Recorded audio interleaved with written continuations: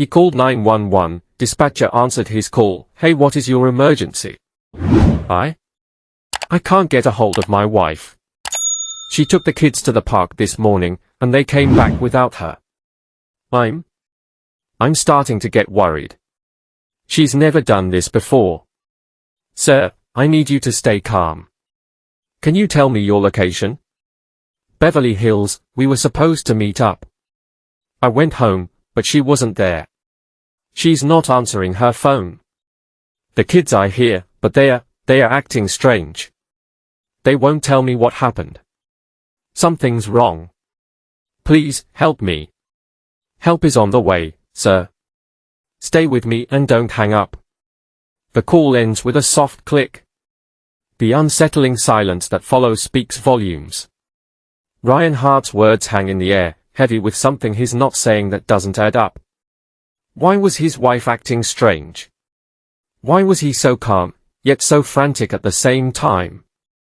There's no mention of a fight, no accusation, just a strange, uncomfortable pause in the middle of his concern. It's a mystery that feels too close to home, too personal. For the past few years, Ryan's life had been exactly what he wanted, a perfect family, a picture-perfect house in one of the most prestigious neighborhoods. But today, something had shattered that illusion. The phone call wasn't just a request for help, it was a crack in the foundation of his marriage, one that would soon grow into something impossible to ignore. His wife, Eliana, had always been the steady one. A mother of 3, she was the anchor in their home. But lately, Ryan couldn't shake the feeling that something was slipping through his fingers. Her attention was elsewhere, her moods unpredictable. But he never questioned it, not until now. Now, with Eliana missing, and the children returning alone, questions that had been buried beneath the surface began to surface. Was this really just a simple disappearance? Or was there something more sinister hiding beneath the surface of their marriage? A betrayal that Ryan had never seen coming? As the investigation unfolds, Ryan's world starts to crack open. The answers he's searching for may not only reveal the truth behind Eliana's disappearance, but also expose a hidden web of secrets, lies, and a shocking betrayal that would change everything. The disappearance of Eliana Hart wasn't just a missing person case. It was the beginning of a dark journey, a journey that would leave no one unscathed. If you're enjoying this story, don't forget to hit like, subscribe, and let us know where you're watching from in the comments below. We love hearing from our viewers. From the outside, the Hart family was a dream. A beautiful house in Beverly Hills. A husband who was a successful entrepreneur. 3 kids who seemed to be growing up without a care in the world. They had everything anyone could ask for. Or at least, that's what people saw. Emily had always dreamed of this life, of love, stability, success. She'd worked so hard to build a future, not just for herself, but for her family. Once a high-powered attorney, she had chosen a different path, one that allowed her to be present more, to create a home that felt alive with warmth. But lately, it felt as though everything she had worked for had started to slip through her fingers. Ryan, her husband, had once been her rock.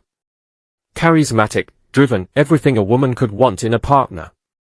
He still appeared perfect to the outside world.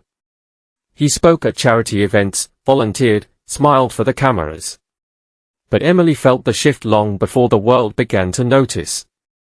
The late nights. The missed dinners. His growing distance, both emotionally and physically.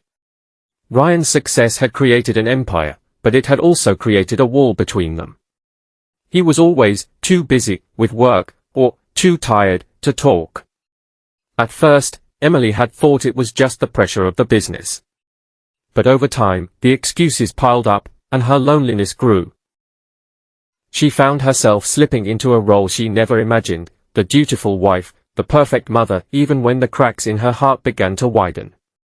The children felt it too. Lily, 13, wasn't blind to the growing distance between her parents. At first, she had simply brushed it off. Kids often assume things will stay the same, after all.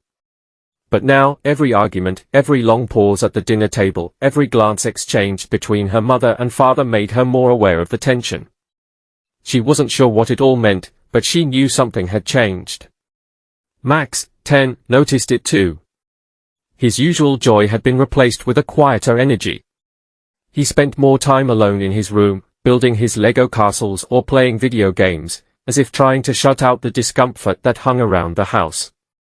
He missed the way his mother used to curl up beside him at night and read his favorite stories. He didn't understand why that had stopped, but he felt it, something was off. And it left him searching for a way to make things better, even though he couldn't name the problem. Isabel, their youngest at 6, was the most innocent in all of this. But even she felt the absence. The warm, comforting embrace of her mother seemed harder to find these days. Isabel missed her mother's laugh, her soft voice telling bedtime stories, and the way her eyes always lit up when she saw her children. Now, all she felt was confusion. Where had the joy gone? Emily, standing in the kitchen one evening, stirring a cup of tea absent-mindedly, found herself at a crossroads. She could almost hear the silence of her own thoughts, louder than anything else in the house. She had always prided herself on being a fighter, on finding solutions, on keeping things together. But lately, it felt like she was losing the battle. She hadn't spoken to Ryan about it, not directly. It had become too complicated. The conversations they used to have felt shallow now, with no real connection. And when she did try to bring it up, he was always too distracted. Too distant. For the first time, Emily wondered if the life she had worked so hard to build was already falling apart, piece by piece. Ryan, she realized, was too far gone. Or was he? She couldn't quite decide anymore. Part of her still clung to the hope that they could fix it, that they could find a way back to what they once had. But another part of her, a part she wasn't willing to confront, feared it was too late. The man she had married, the man she had once been so in love with, was slipping away, and she was starting to lose sight of him altogether. She glanced at her phone. A new message from him: "I'll be home late tonight. Work stuff. I'll make it up to you." She stared at it for a moment before setting the phone down. She didn't have the energy to respond. It wasn't just the late nights anymore. It was everything, the small betrayals of attention, the excuses, the growing silence. She realized that she wasn't even sure what she wanted from him anymore. She didn't even know if she could get it back. Her thoughts were interrupted by the sound of Lily's voice in the hallway, asking about dinner.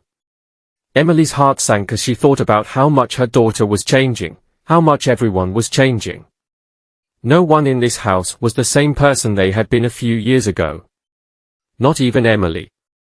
As she stood up, walking to the dining room to prepare for the evening, the weight of it all seemed to settle around her.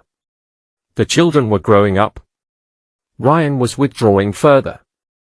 The life she had worked so hard to create was slipping away. And Emily wasn't sure how much longer she could keep pretending that everything was fine. It was in that moment, as she called her children to the table, that she realized, this wasn't just a phase. This was the beginning of something she hadn't prepared for. The cracks in Emily's marriage were impossible to ignore now. It wasn't the usual fights, or even the distant glances. This was deeper, hidden beneath layers of excuses. Emily had suspected something was off for a while, but it wasn't until she found the phone bill that everything fell into place. Ryan's name was there, showing frequent calls at strange hours. But it wasn't just the calls, it was Chloe Bennett that stood out. At first, Emily brushed it off, but the name started appearing everywhere: texts, emails, late-night phone calls. The more she found, the clearer it became. Something was wrong, and Chloe wasn't just a name on a page. She was someone real. Someone who had taken root right under Emily's nose. Chloe was young, vibrant, everything Emily had stopped being. Everything Emily wasn't anymore. For days, Emily tried to tell herself she was overreacting. It had to be paranoia. But the signs kept adding up: the late nights, the distracted silences when Ryan thought she wasn't paying attention, his increasing retreat into his work. She couldn't pretend any longer. Finally, the confrontation came. It wasn't dramatic, just inevitable. "Ryan, we need to talk," Emily said, her voice steady but tight. He didn't look up from his phone. Not now, Em. I'm busy. Always busy. Always avoiding her. No, Ryan. Now. She stepped forward, her hands clenched. Who's Chloe Bennett? Ryan froze, his eyes darting up and then away. What are you talking about? I found the texts. The emails. I know about her. Her voice grew tight with emotion. How long, Ryan? How long has this been going on? Ryan set his phone down, forcing a calm that barely reached his eyes. It's not what you think. You're overreacting. Don't lie to me. I know what I've seen. Ryan shifted uncomfortably. You're imagining things. This is all in your head. You're upset, you know how much pressure I've been under. I've been working hard for us. Emily's anger flared. Don't gaslight me. I'm not crazy. I know what's been happening. Ryan leaned back, folding his arms as if the conversation had lost all importance. I'm not apologizing for working hard. You're always caught up in your own world. I'm trying to hold everything together. This isn't about her, it's about me making sure nothing falls apart. The coldness in his words sent a chill through her. You think I'm the problem? All these years I've supported you, kept this family together, and now you're telling me I'm wrong? Ryan softened, just a fraction, but only enough to make her feel small.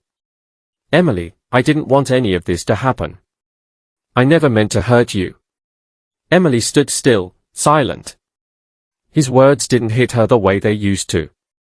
The air between them grew heavy, and with it, the certainty that this wasn't a moment to fix. It was a moment to face the truth. For a moment, Emily felt small. Then, the rage burned away, leaving something stronger, something she hadn't realized was inside her. She wasn't going to be the victim anymore. She couldn't live like this. Not with the man she had trusted. That night, the house felt colder than it ever had. Alone in the kitchen, Emily thought of the weight she carried. The lies. The facade. And for the first time, she knew what she had to do. The next morning, she called a lawyer. No more waiting. No more hoping things would change. She was done. Her heart raced with the decision, but her resolve was clear. She wouldn't let fear control her anymore. It was time to take her life back. Emily had always trusted Ryan. Their life together was built on that trust, their family an unspoken promise of loyalty. But lately, the cracks had been too large to ignore. The late nights, the sudden business trips, the strange silence that seemed to fill their home, each moment felt like a lie she couldn't escape. The tipping point came when she found Chloe Bennett's name again. It appeared, first in an email, then in a phone bill, then in a receipt for a weekend away. At first, Emily dismissed it. Just another name in the sea of numbers and transactions. But as it came up again and again, the truth began to press in on her. This wasn't an accident. She called her sister, Claire. I don't want to believe it, Claire. I don't want to think Ryan could do this to me. But I'm not sure I can keep pretending anymore. Claire's response was firm but compassionate. Em, you need to confront this. For your own peace of mind. You can't keep living with this doubt. Emily hung up the phone with a heavy heart but clearer resolve. She wasn't blind. She couldn't keep pretending that everything was fine when the evidence was right in front of her. The following morning, Emily found herself digging deeper. She opened Ryan's laptop, his files scattered across the screen in front of her. There, among mundane business reports, was a trail of emails that stopped her in her tracks. Chloe Bennett's name again. The tone of the messages wasn't casual, they were filled with flirtation, longing, and personal remarks about their time together. Emily's stomach turned as she read one message, I can't wait to see you again. I miss you more than you know. Let's make this weekend unforgettable. The image of Ryan, speaking those words to another woman, left her feeling hollow. She had seen this before, this wasn't just an affair, it was a connection, one that had been kept secret for months, maybe longer. The moment of confrontation came like a storm, fast and inevitable. Ryan returned home from work, and as soon as he stepped through the door, Emily was waiting for him. There was no avoiding it, no more pretending everything was fine. "Ryan," she said, her voice calm but controlled. "We need to talk." He barely looked up, distracted by his phone. "Not now, Em. I'm busy." "No, now," Emily repeated. Her voice was firm this time, carrying a weight she could no longer hide. "Who is Chloe Bennett?" Ryan stopped, his hand faltering with the phone.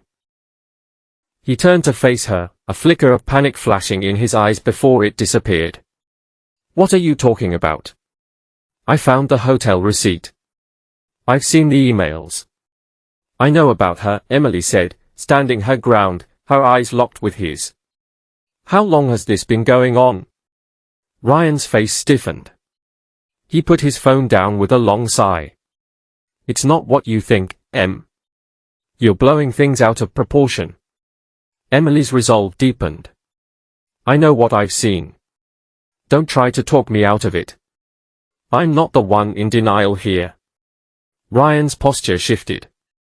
He folded his arms, trying to regain some control. "This isn't about her. You're always so caught up in your own world. I've been working hard for us, and you don't see it." Emily's chest tightened with frustration. "Working hard for us? You think that makes it okay to lie to me? To betray me? You've been seeing her, Ryan. That's the truth." He took a deep breath, as though steeling himself for what was next. "Emily, please, this wasn't supposed to happen. I didn't mean for any of this," but she cut him off, her anger now sharper than before. "Don't say you didn't mean it. Don't make me feel sorry for you. I've been here, standing by you. This is what you've been doing behind my back. I'm not going to pretend this doesn't matter anymore." Ryan faltered, looking lost for a moment, but the guilt never truly reached his eyes. "I never wanted to hurt you, Em. You've always been there, I know that. But I've been under a lot of pressure. You think I don't have my own struggles?" Emily's voice cracked, but she didn't let him see her vulnerability. "I've been here, doing everything for this family. And you," she couldn't finish. The words felt hollow against his lies. That night, Emily sat alone, her mind racing. She replayed every moment, every lie. It wasn't just the affair. It was the years of ignoring her own needs, of pretending that everything would get better. She knew now that Ryan had made his choice. And in that moment, she knew hers. The next day, with her heart pounding in her chest, she reached out to her lawyer. Her fingers shook as she dialed the number. No more waiting. No more hoping for things to change on their own. She was done. When the call ended, a strange calm washed over her. She had finally taken control of her own life again.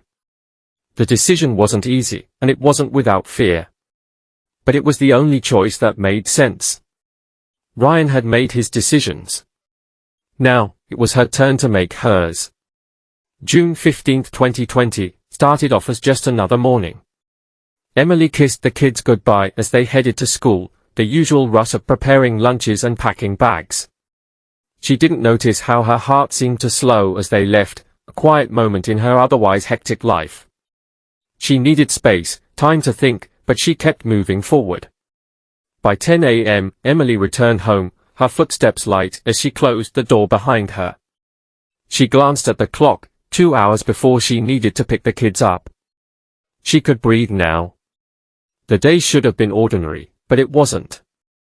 By noon, Emily's phone was off. Calls went unanswered. There were missed appointments, too, which was completely unlike her.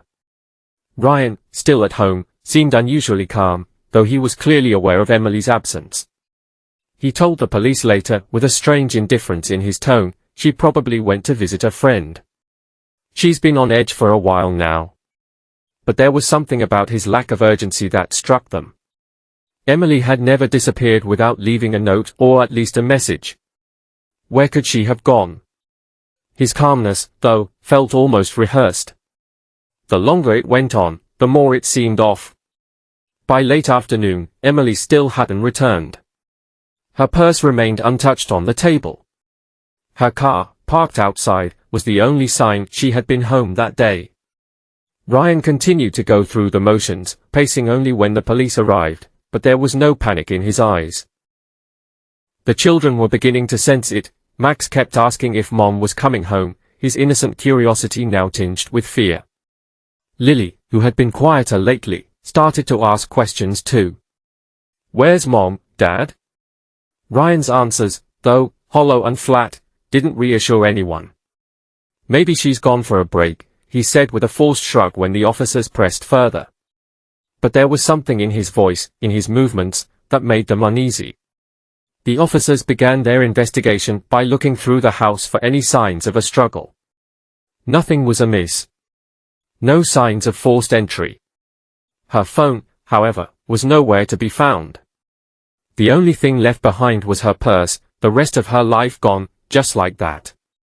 As night fell, the mystery of Emily's disappearance deepened. Her sister Claire arrived, her eyes wide with panic. "Where is she, Ryan?" "What happened?" she asked, voice cracking. Ryan met her gaze without flinching, his calmness almost unnerving. "I don't know, Claire. She could have left on her own." "I'm not sure what's going on," he replied, his voice oddly flat.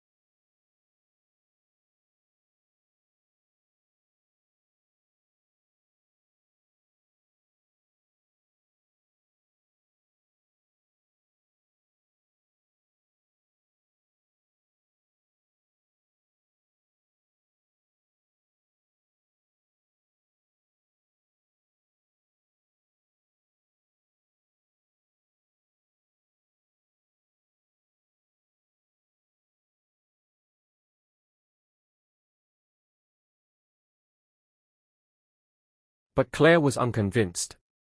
She glanced around the house, as if expecting some clue to explain it all. Nothing. By now, Emily's friends and family were asking the same questions. What happened? Why did she leave without saying goodbye? The police began to circle back, rechecking everything, but the answers remained elusive.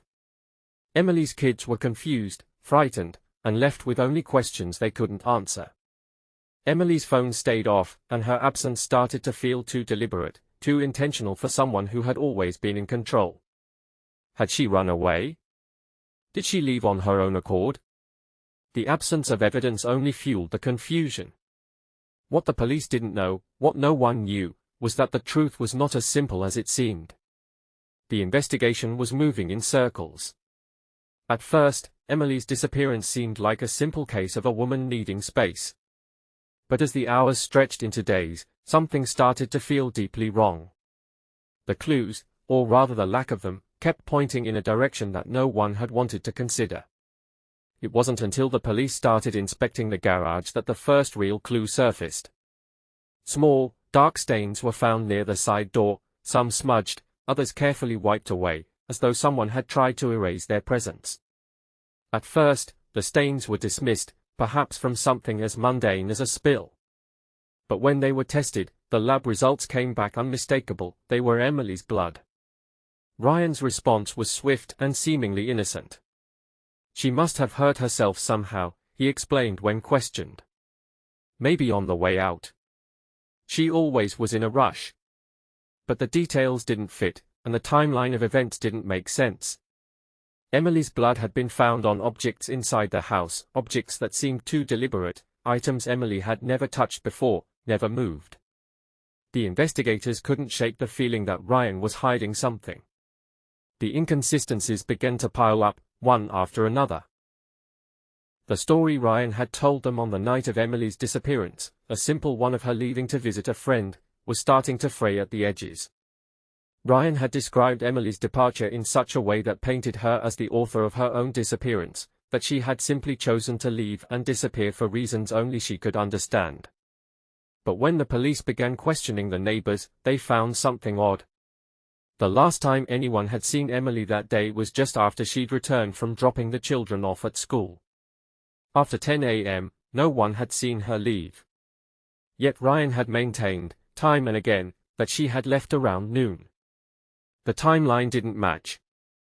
On top of that, the police began uncovering minor details about Ryan's alibi, small things that didn't add up. He claimed he had been at the office during certain key hours, but security footage revealed otherwise. He had been unaccounted for during the time Emily's blood had been discovered, and when the police checked the GPS records of his car, they found it had made an unusual stop at a remote location, a stop that Ryan had failed to mention during his initial statements. As the pieces of the puzzle started to fall into place, investigators turned to Emily's own writings. Her journal entries, which she had kept over the last year, revealed a different side of her life, the one she had kept hidden from her family, and even from herself. Her suspicions about Ryan's growing distance, his late nights, and his coldness became painfully clear. She had started to doubt his fidelity long before her disappearance. Her journals detailed the loneliness she had felt over the past year, as Ryan's attention had shifted more and more away from their family. She wrote about the moments when she suspected there might be someone else. She even described an argument they had about a woman named Chloe Bennett, someone Ryan had denied knowing but whose name appeared often on his phone. The emotional distance between Emily and Ryan had grown over time, and now it seemed like a chasm too wide to cross. Emily's writings reflected the emotional toll this had taken on her, her confusion, frustration, and the nagging feeling that something was terribly wrong in their marriage. Now, her suspicions seemed more like evidence. Emily had known something was off, and it was clear that Ryan's affair with Chloe Bennett was no longer just an emotional betrayal, it was starting to look like it could be a motive. The breakthrough came when CCTV footage, previously overlooked, was revisited. The footage was grainy, but it told a different story. The footage revealed Ryan driving a pickup truck at odd hours, a time when he claimed to have been at home. The truck stopped at multiple locations around town, and each time, Ryan could be seen disposing of black trash bags in dumpsters. When the authorities began to trace the contents of the trash, they found cleaning supplies, bloody clothes, and other items linked directly to Emily's disappearance. The items had been meticulously cleaned, but forensic analysis confirmed the presence of Emily's blood on the clothing. It was undeniable now, there was a connection between Ryan's actions and Emily's vanishing. The discovery sent shockwaves through the investigation. The pieces were starting to fit together, but the question remained, how far had Ryan gone to cover up his tracks? Had Emily been harmed during a confrontation? Or was there something darker at play? As the police delved deeper into Ryan's actions, they discovered a chilling possibility: his coldness, his attempt to manipulate the narrative, his lies. Ryan's involvement in his wife's disappearance had gone beyond neglect or indifference. There was something far more sinister in his behavior, and Emily's fate had become far darker than anyone had imagined. As the days passed, the weight of Emily's disappearance only grew heavier. The questions surrounding her fate loomed larger with each passing hour, but the authorities were slowly piecing together a chilling pattern. Ryan's lies, once minor inconsistencies, were now being exposed for what they truly were: deliberate attempts to conceal the truth. The surveillance footage, originally overlooked, became a crucial part of the investigation. The cameras that captured Ryan's movements were pieced together, starting with the night he disposed of trash bags. Each location he stopped at seemed random, but the police began to connect the dots. As they analyzed the footage further, they noticed something they had missed: Chloe Bennett was with him. Ryan wasn't just hiding Emily's disappearance, he had been covering it up with someone else. The footage was damning. Ryan and Chloe were seen at odd hours, their actions deliberate, their faces unreadable, but their haste was undeniable. Emily's blood, which had been found on various objects around the house, started to make sense. The cleaning supplies and bloody clothes found in the trash bags were traced back to Ryan's vehicle, the one he had claimed to be driving during the alibi he had given to the police. The lie was now unraveling with each new discovery. Emily's blood was no longer just a minor clue, it was an overwhelming piece of evidence. Ryan had always been careful, his alibi carefully constructed, but it started to fall apart under scrutiny. His phone records showed discrepancies, evidence of phone calls and messages exchanged with Chloe during the exact times he had claimed to be elsewhere. His story of working late and being at home when Emily went missing was no longer holding up. The phone logs told a different story, one where Ryan was at the scene far more often than he had let on. What sealed his fate was a crucial conversation with Chloe that had been recorded on his phone, a conversation he hadn't thought to erase. It had been casual at first, but it quickly grew darker as Chloe's voice was heard, tense and hurried, asking if they had done enough to cover their tracks. "You can't go back now," she had said, her words laced with an urgency that sent chills down the investigator's spine. "We have to be sure." Ryan had tried to keep his composure when asked about his relationship with Chloe. At first, he denied it outright, claiming she was just a friend. But his answers grew increasingly erratic when the police pushed further. The timeline didn't match, his story was full of holes, and the more they pressed, the more his guilt seemed to seep through his carefully constructed facade. Ryan's nervousness was apparent, his cold demeanor shifting as the pieces of his alibi crumbled. Emily's body had not been found, but the circumstantial evidence painted a damning picture. Each revelation dug deeper into Ryan's lies. The police knew now that there was no question, Emily had not left on her own. The only question remaining was where her body was hidden, and if they could find it before it was too late. The more the investigation progressed, the more Ryan's composure faltered. He had always been able to lie with a calmness that kept others at bay, but as the walls closed in, he began to break. The quiet moments of reflection, the ones that used to calm him, were now filled with fear. The guilt, once buried beneath layers of excuses and distractions, began to show. Ryan stood in front of the police, his arms crossed defensively, his mind racing. What if they find out? What if they find her? The reality that he couldn't outrun the truth was dawning on him, but he still refused to break. Every lie he told now felt hollow, but still, he clung to the narrative he had built. He told himself that if he could just keep lying, just keep acting like he had everything under control, it would all go away. But as the investigation continued, he couldn't shake the growing fear that he had underestimated how much they knew. He had been so careful before, but the unraveling had started, and there was no stopping it now. As the police continued to piece together the physical evidence, they began to close in on Ryan. The timeline, the inconsistencies in his statements, the damning footage, and the incriminating phone records created a picture too clear to ignore. Ryan, who had always been able to distance himself from reality, now found himself trapped within it. He couldn't run anymore. The police were closing in, their questions now more direct, their suspicions becoming less theoretical and more concrete. As they placed the final pieces together, Ryan's attempts to maintain his facade only made him look more guilty. He was no longer in control of the narrative. The police knew he had tried to hide the truth, and they had the evidence to prove it. But despite everything, the lies, the evidence, the mounting suspicion, Ryan still hadn't fully cracked. There was a part of him that still believed he could talk his way out of it. He had spent years constructing a life that others admired, and now, as it all came crashing down around him, he couldn't accept the truth. His perfect life had been built on lies, and now it was all falling apart. The arrest of Ryan Hart was swift, quiet but overwhelming shift from the confident, composed man he had once been. The police, armed with mounting evidence, took him into custody on suspicion of murder and tampering with evidence. For months, Ryan had been able to control the narrative, cloaked by his charm and the image he had so carefully constructed. But as the evidence stacked up, his lies, his affair with Chloe, his inconsistencies, it all shattered. The carefully built world he had surrounded himself with fell apart in an instant. Ryan was no longer the man who had managed to command respect in his community. He was exposed, his manipulative behavior laid bare for everyone to see.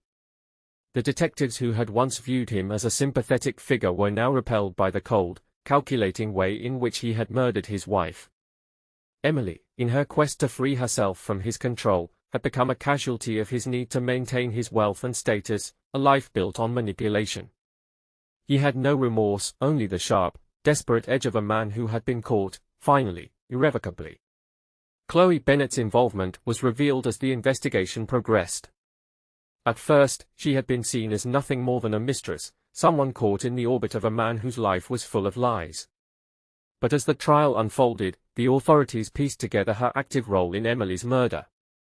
Chloe was arrested and charged with conspiracy to commit murder and tampering with evidence. She had been complicit from the beginning, fully aware of Ryan's intentions.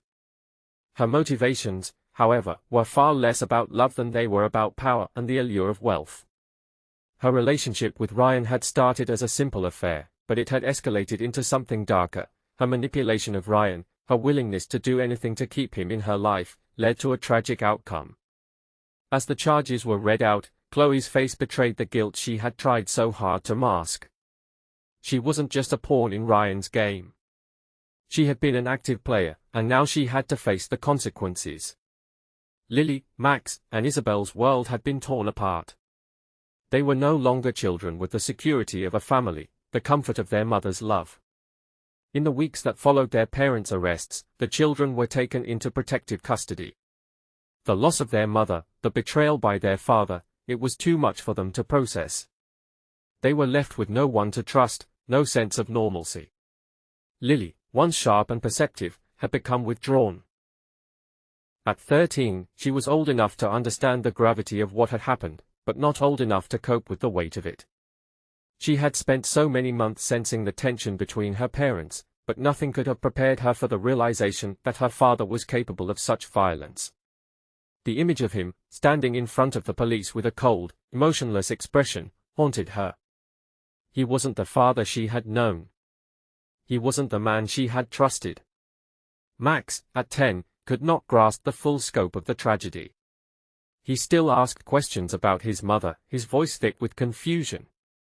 When is Mom coming back? He would ask, his small face filled with innocence, unaware of the devastating reality.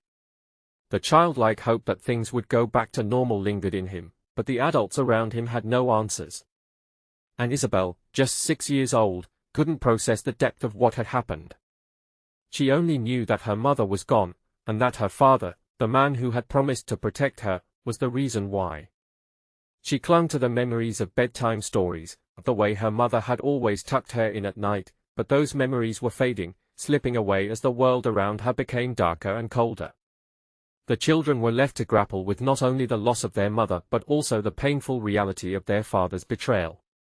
They would face therapy, their lives shattered, uncertain. The future was no longer something they could take for granted. They were forced to live with the aftermath of a tragedy that had turned their lives upside down. As the trial progressed, the full scope of the damage became clear. Ryan Hart had built an empire of lies, and in the end, it cost him everything. His children, once proud of their father, would have to rebuild their lives in the aftermath. His carefully crafted reputation had been destroyed. Emily's life was gone, but the legacy she left behind, the love and devotion she had given to her children, was now all they had left. The children would never forget what had happened. They would never forget the mother they had lost, the father who had betrayed them. And as they grew older, the scars of that betrayal would shape who they became. No amount of therapy or time would undo the damage done by the lies, the manipulation, the violence that had altered their lives forever. The finality of the trial did little to ease the pain. The courtroom was a place where justice was served, but justice could never replace what had been taken from the children. It could never bring Emily back. As the verdicts were read, guilty on all counts, Ryan's eyes were cold, his expression unchanged. He had lost. And in losing, he had lost everything that truly mattered. His children would never look at him the same way again, and that was a loss he couldn't escape. The courtroom fell silent, the gravity of what had occurred settling over everyone. Emily was gone, and Ryan's world, once full of wealth and control, had been reduced to nothing. This case, one of manipulation, betrayal, and tragic loss, raises questions that we may never fully understand. It's a haunting reminder of how easily people can be consumed by their own desires and how deeply that can hurt those around them.